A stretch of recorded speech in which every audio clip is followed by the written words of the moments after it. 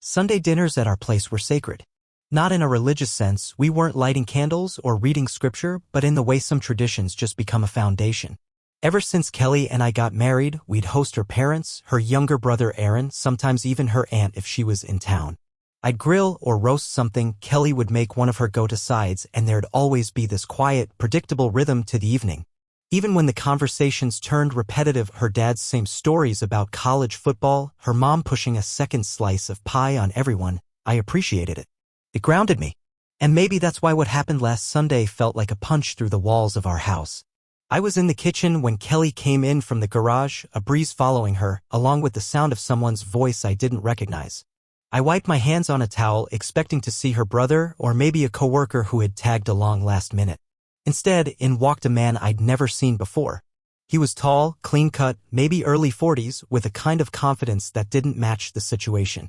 He walked in like he knew the floor plan, like he'd been here before. I could see it in the way his eyes scanned the room, not curious, not polite, but familiar. Kelly gave me a quick smile, her voice overly breezy.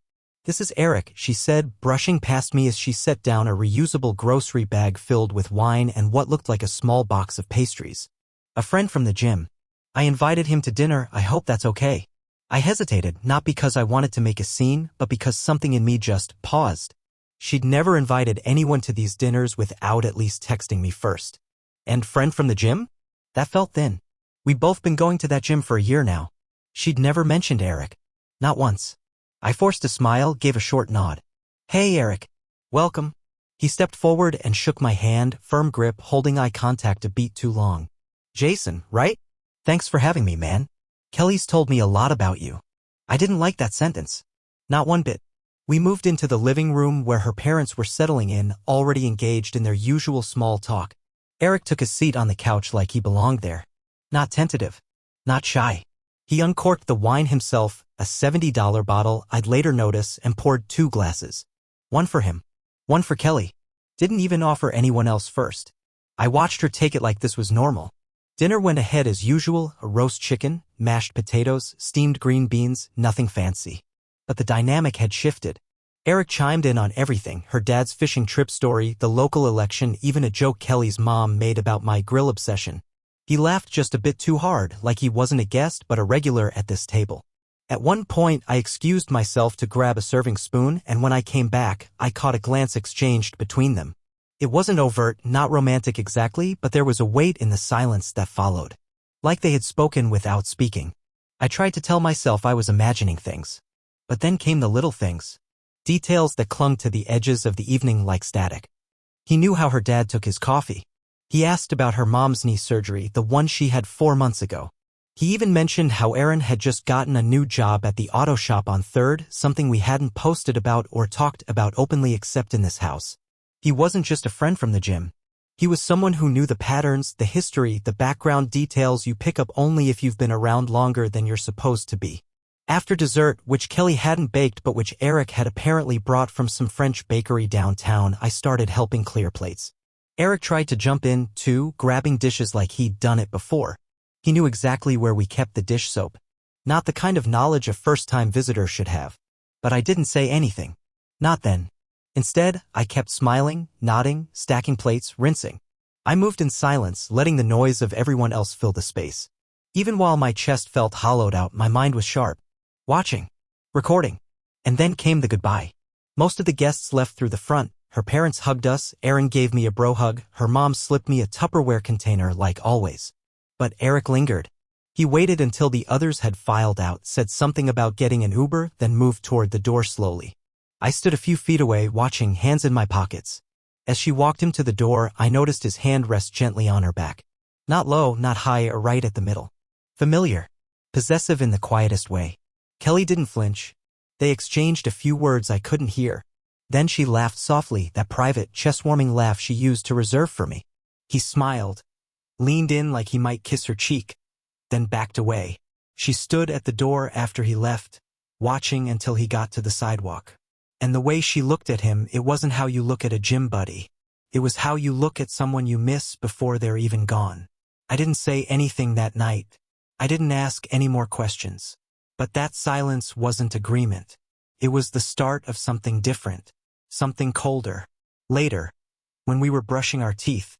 She mentioned how nice it was to have someone new at the table. I spat out my toothpaste and looked at her reflection in the mirror. He seemed comfortable here, I said, keeping my tone casual. She shrugged. Well, I told you we've become pretty good friends at the gym. He's funny, helpful, just easy to talk to. I muttered. Didn't know you two talked that much. She turned toward me, arms crossed. Jason, don't start. I didn't start anything. She rolled her eyes. I mean it. Don't make this weird. He's going through a rough time. Divorce, moving to a new city. I thought it'd be kind to include him. Kind. That word rattled in my head long after we climbed into bed. She fell asleep quickly, like she always did. But I lay there staring at the ceiling, eyes wide open in the dark. Not because I didn't believe her, but because I finally admitted to myself that I didn't. That night I couldn't sleep. Not even a minute. I lay there, staring at the soft rise and fall of the ceiling fan's shadow on the wall. My ears tuned to the steady breathing of Kelly beside me. She always slept so easily. I used to find it comforting, that steady rhythm. But now it sounded distant, like I was listening through a wall. Something was off. Not just about that night, not just about Eric. It had been off for a while. I didn't want to believe it. That's the part one still hate admitting. How badly I wanted everything to be fine. How much I was willing to rationalize in the name of trust, routine, and love. But when I closed my eyes that night, my mind started pulling threads I had left alone too long. Threads I didn't want to see unravel. Like her phone. We used to be open books. There wasn't a single passcode between us. If one of us needed to borrow the other's phone, we didn't ask, we just picked it up. That stopped about 3 months ago. I remember because she changed her passcode the same week she started going to the gym every morning at 6 a.m., which was brand new for her. Kelly was never a morning person. Never. I noticed the phone thing in passing at first, how she would tilt her screen away if I walked by, or how she'd suddenly flip it face down when I entered the room. Subtle things. Easy to brush off. It's nothing, she had said once, laughing, when I jokingly asked if she was hiding state secrets. I read somewhere that changing your phone password regularly is good for security. That made sense at the time. Kelly worked in HR, always on about data protection and company compliance. I bought it. I wanted to buy it. But now, it just felt like camouflage. Then there was that bottle of gin. Kelly had sworn off alcohol 6 months ago, after a brutal hangover following a friend's bachelorette weekend. Said she didn't like how it made her feel. But 3 weeks ago, I opened the trunk of her car to load groceries and found a nearly full bottle of Hendrix. The expensive stuff. I called out to her, asking if she'd bought it for a friend. She hesitated, then shrugged. Oh, that's been there for weeks. Probably from when I brought stuff to Lisa's party. Lisa never had a party. At least not one we were invited to. Another thread pulled loose. And then there was the phone call. It was during dinner maybe 2 months ago. We were eating in front of the TV, watching reruns of Parks and Rec, and her phone, which was synced to our shared Bluetooth speaker system, suddenly lit up the living room with a ringtone and caller ID. The name that flashed across the screen was just E. Kelly froze, like visibly. I looked over, and before I could say a word, she lunged to disconnect it. The ringtone cut off, and her face turned a shade paler. Spam, she said too quickly. I've been getting these weird calls lately, but she didn't make eye contact. She never does when she lies. I remember asking, Spam is saved as E? She laughed. Too hard. It's a contact from work. An old one. I must have saved it that way years ago. The thing is, I didn't press her then. I laughed too. I wanted to believe it. I let her off the hook with barely a scratch. Now I realize I should have asked more questions. Trusted my gut more than the person sitting across from me. And how could I forget Dallas? She had told me she was attending a 3-day seminar in Dallas for a leadership training program. She left on a Thursday morning and came back Sunday night, tired but cheerful. I helped carry her suitcase up the stairs and something felt different. It was a navy blue carry-on with a broken zipper, not the red one she always used for trips. I even asked, did you get a new suitcase? She blinked. Oh, no. This one's from the closet. I didn't feel like digging around for the red one. That was it. That's all she said. But later that night, I noticed there wasn't a single badge or name tag in her bag. No receipts. No hotel shampoo. No conference folder like the ones she always brought back from previous work trips. Just folded clothes and a half-used bottle of body lotion that didn't smell like hers. I remember telling myself maybe they didn't hand those things out this time. I was lying to myself. The morning after Eric's visit, I sat at the kitchen table long after Kelly left for work, drinking cold coffee and trying to make sense of everything. My mind kept circling back to Eric. The ease in his smile. The fact that he knew our dog's name before I introduced him. The way he casually dropped a joke about Kelly's childhood dog, something she hadn't told many people. It didn't make sense unless you accepted the one conclusion I didn't want to say out loud. Something was going on, and I had ignored all the signs. For how long? I couldn't say. A month? 2? Maybe more? Looking back now, the pattern was obvious. She had slowly pulled pieces of herself away from me. Not all at once, not dramatically, just enough that I started to feel like I was sharing my life with someone who was already living a second one. Her gym schedule changed. She went early, came home late, sometimes showered there. That wasn't unusual for someone getting serious about fitness, but it was the timing. The sudden urgency. Like it was more than just exercise. Like it was an escape hatch. She also started dressing differently. More fitted workout clothes. New shoes. New perfume.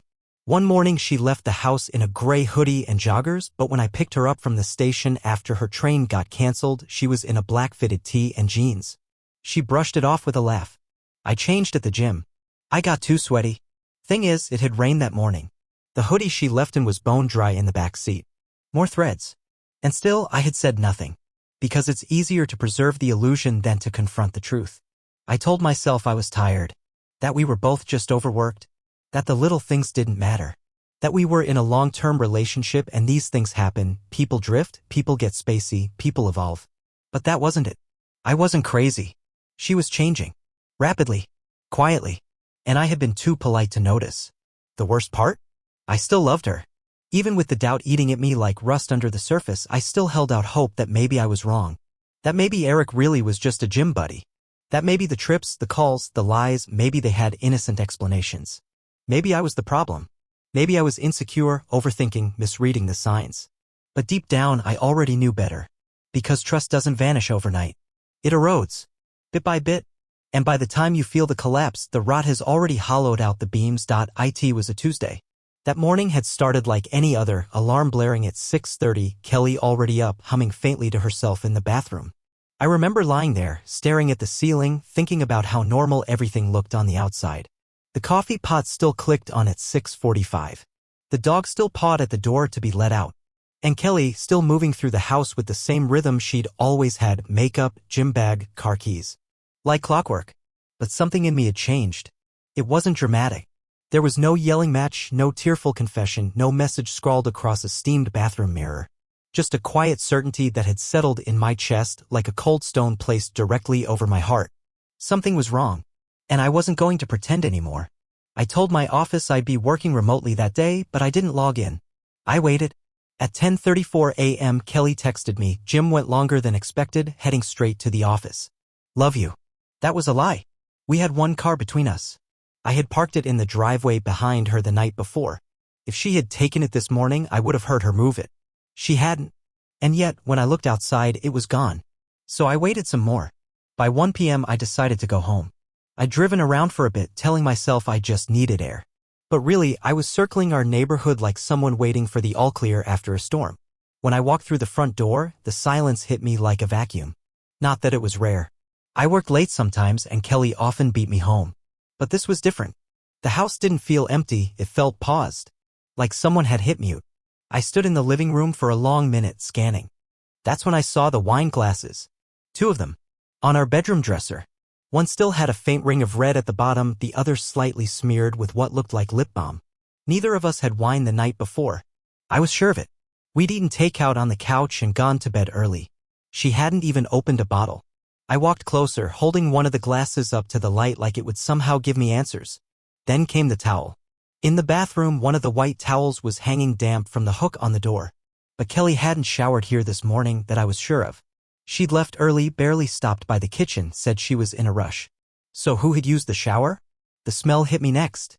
Cologne. Sharp. Musky. Not mine. I leaned closer to the towel and caught it, faint but distinct. A scent that didn't belong in our house. It made my chest tighten, like I was being squeezed from the inside out. Still, I didn't lose it. I didn't shout or throw anything or storm out. I just stood there, breathing, listening. That's when I noticed the smallest thing, almost stupid really. A pack of chewing gum. Spearmint. Bright green. Sitting on the kitchen counter. We didn't keep gum in the house. Not because we didn't like it, but because Kelly said it gave her headaches. She hadn't chewed gum in years. Neither had I. But there it was. Like a breadcrumb left behind by someone who hadn't meant to leave a trail. By the time Kelly got home, it was close to 6:30 p.m. She came in with her gym bag slung over her shoulder and a paper cup from some new coffee shop I'd never seen her go to before. Her hair was still damp and she was wearing a different outfit than she'd left in. She smelled faintly of rose shampoo and something else, something almost metallic. Like deodorant and perfume mixed with the trace remnants of someone else. She looked up at me from the doorway, surprised to see me already home. "Oh hey," she said, slipping off her sneakers. "You're home early." I nodded. "Took the day off."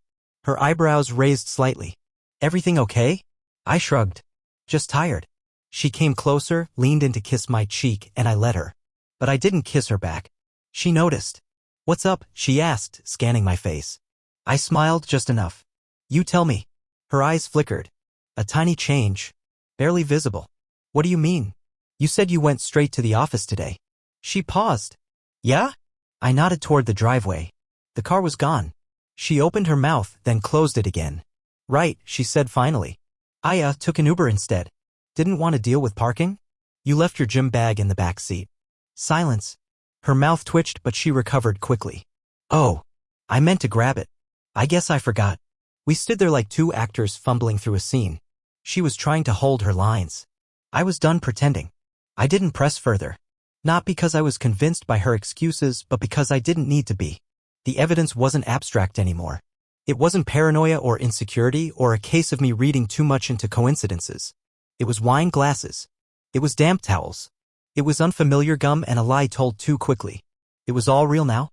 And I realized, standing in our kitchen that smelled faintly of someone else's cologne, that I didn't need a confession. What I needed was a plan. By Wednesday, I had stopped waiting for answers. That's the thing people don't talk about, the quiet part.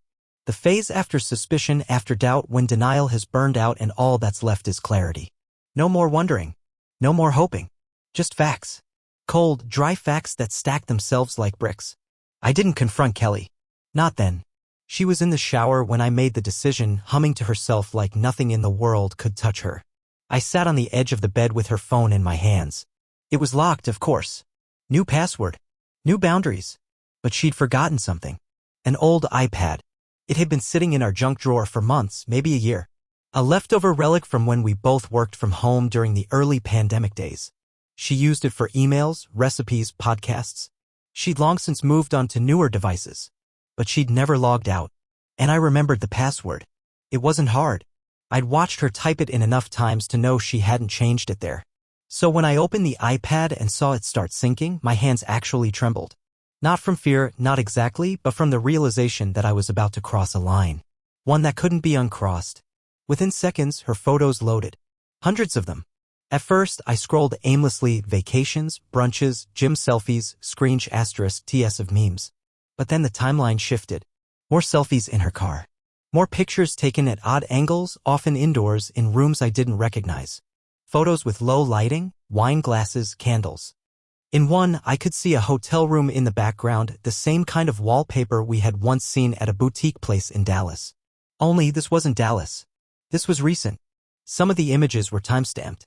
I tapped one. A photo of a dinner table, 2 wine glasses, a half-eaten steak. The date was last month. A Friday night, one she'd told me she was working late. And then came the texts. Messages synced from her iPhone. It was all still there. Eric. Not just a friend. Not just a gym buddy. Not someone she'd recently met. They had been talking for months. Long, detailed conversations. Not always romantic, sometimes just banal, small talk fluff. But between those lines were the real things. Plans. Inside jokes. Hotel room confirmations. Screensh asterisk TS of calendar invites under fake event names. And voice messages. I played one with shaking hands. Her voice soft, playful, whispering that she missed him already. That she couldn't stop thinking about the night before. That she wished they had more time. Another one, he doesn't suspect anything. I just told him I had a work thing. I'll see you at the usual spot. There was no question now. Whatever this was, it wasn't casual. It wasn't a mistake. It was deliberate. Sustained. I started saving everything. Screensh * TS of text chains. Photos. Audio messages. I opened a new folder on my desktop and labeled it July. Then I made another, gym. Another, trips. I didn't know why I was organizing it so methodically. Maybe it was the only part one could control. My world was unraveling, and this felt like stitching it into something coherent. Something solid. Eventually, I opened a subfolder titled Legal. That's when I remembered the postnup. Most couples don't have one. We weren't most couples. A year and a half ago, Kelly had an emotional entanglement with someone she met at a networking retreat in Chicago. It never turned physical, at least she said it didn't, but it had wrecked us. For weeks, we tiptoed around each other. Therapy had followed. Then a lawyer. We drafted a postnuptial agreement. It was simple. If either of us breached the terms of fidelity, emotionally or physically, the other retained control of all jointly held assets. The home. The accounts. Everything. Kelly had insisted on signing it. I want you to feel safe again, she had told me. I want to prove I'm serious about us. I remembered how relieved I felt. How naive that relief seems now. I dug into the safe in our closet. It was still there. Along with marriage documents, insurance records, and a notarized copy of that very agreement, signed, dated, legally binding. My hands hovered over the documents for a second, then grabbed them. Back at my desk, I scanned them into a separate file. Then I started cross-referencing locations. Her phone's photo metadata gave me exact time and GPS coordinates. Some aligned with the gym. Some didn't. There was a stretch in April where she'd claimed to be visiting a cousin in Michigan. But her location tags showed her staying at a hotel 3 towns over. That trip had cost us almost $600 in travel expenses she never itemized. She'd said her cousin covered most of it. Another lie. I opened our joint bank statements next. Transfers. Purchases. One from a flower shop in a zip code I didn't recognize. Another from a fancy sushi place neither of us had ever mentioned. A spa. A massage parlor. Eric's name appeared in 2 email receipts, once in a thank you note for booking a couple's package. That was the one that broke me. Not the texts. Not the photos. That email. Because it was so mundane. So ordinary. I remember staring at it for a full minute, not breathing, not blinking. Just frozen in the knowledge that my wife had done all this and I had been completely unaware. Living like a ghost in my own life. Later that night, I didn't bring any of it up. We had dinner. Stir fry.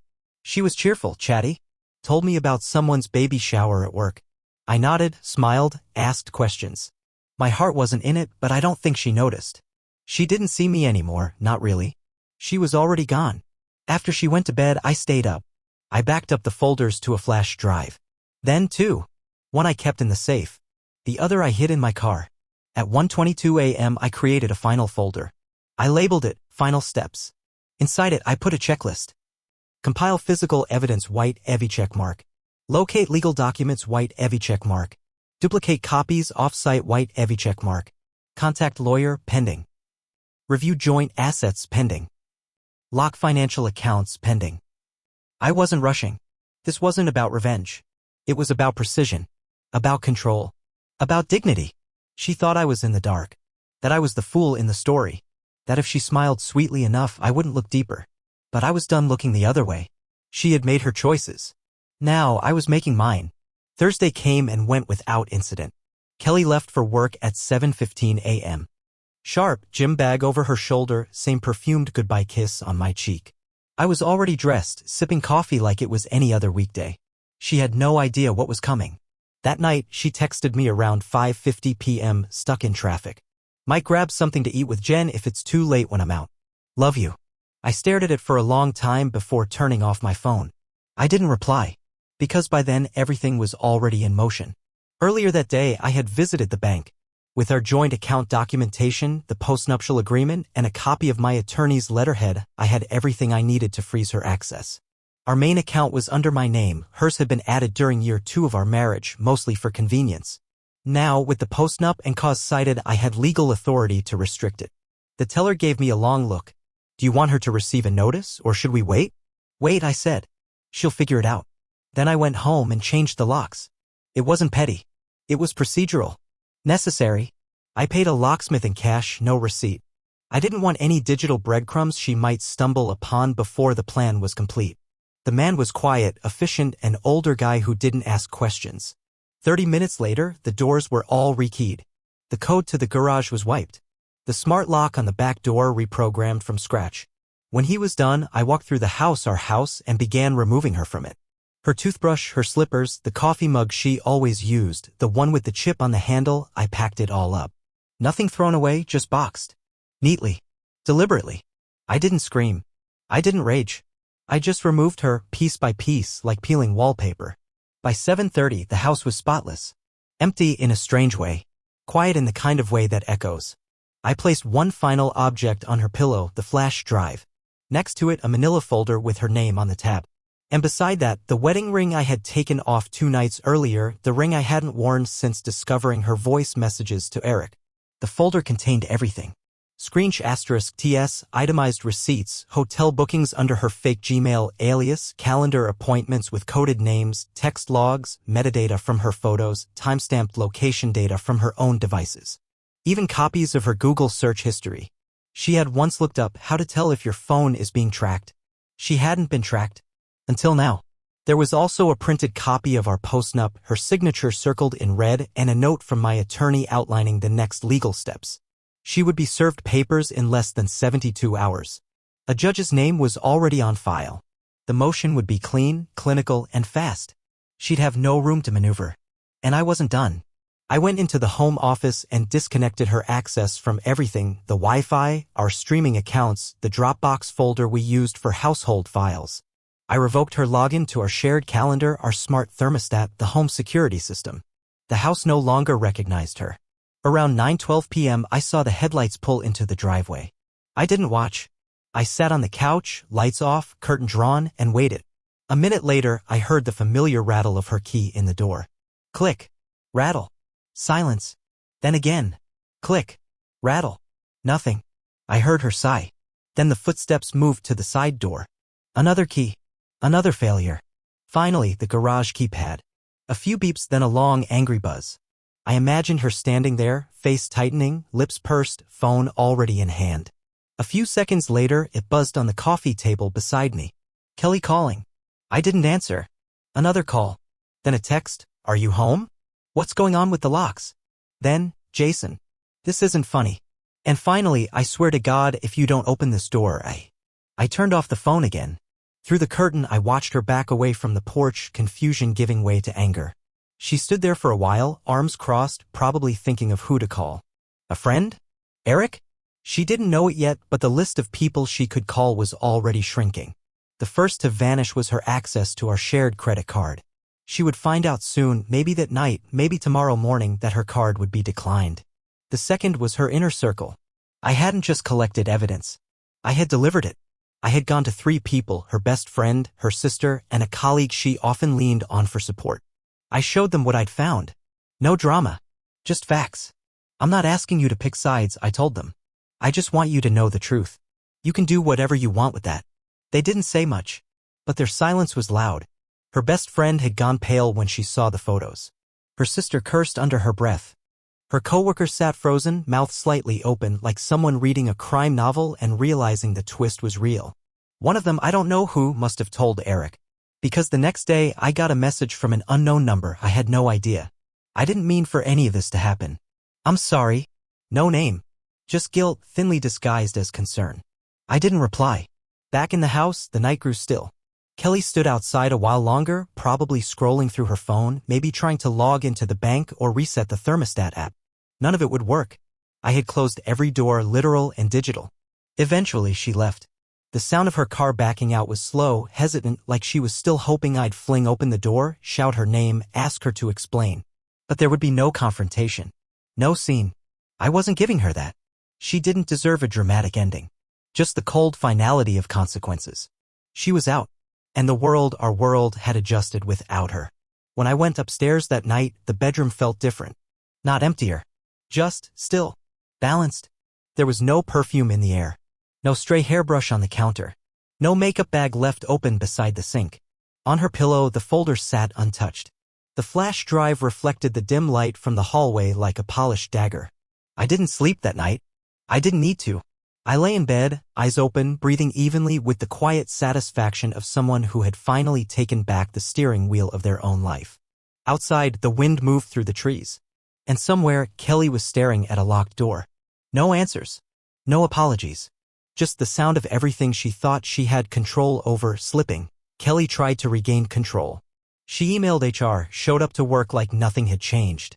But they had already received the anonymous dossier, timestamped, documented proof of policy violations, company travel used for personal trysts, falsified receipts, unauthorized PTO overlaps with Eric's schedule.